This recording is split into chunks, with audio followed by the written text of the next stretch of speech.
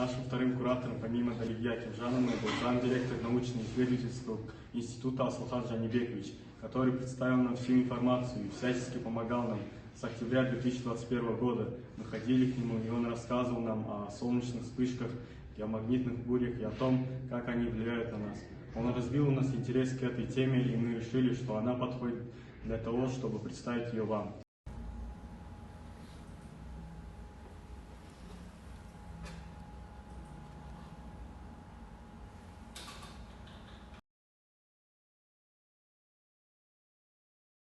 Солнечная вспышка – взрывной процесс выделения энергии, кинетической, световой и тепловой в атмосфере Солнца. Вспышки так или иначе охватывают все слои солнечной атмосферы – фотосферу, хромосферу и корону Солнца.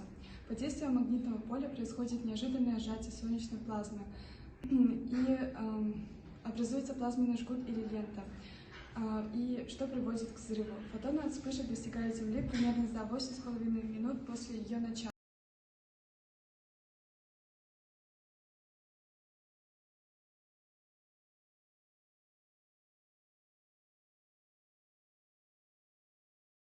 Плазменные облака, выбрасываемые во время вспышек, приводят к возникновению геомагнитных бурь, которые определенным образом влияют на технику и биологические объекты. В результате вспышек на Солнце в космическое пространство выбрасывается огромное количество вещества, в основном протоны и электроны, часть которого, двигаясь со скоростью 400 тысяч км в секунду, за 1-2 дня достигает земной атмосферы. Магнитное поле Земли захватывает из космического пространства заряженные частицы. Слишком сильный поток частиц возмущает магнитное поле планеты, из-за чего быстро и сильно изменяются характеристики магнитного поля.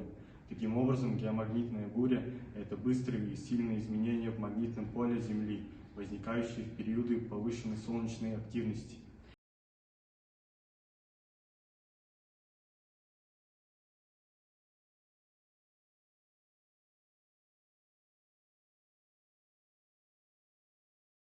В нашем проекте мы затронули тему о том, как же эти природные явления влияют на технику, в частности, на здоровье людей. Этим мы бы хотели привлечь внимание ученых, потому что люди ведь и так страдают из-за геомагнитных бурь, а большее и сильное количество солнечных вспышек могут частично разрушить озоновый слой.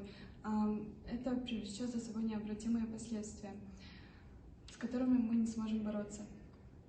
Всем большое спасибо за внимание и за то, что уделили нам время. Желаем остальным конкурсантам удачи.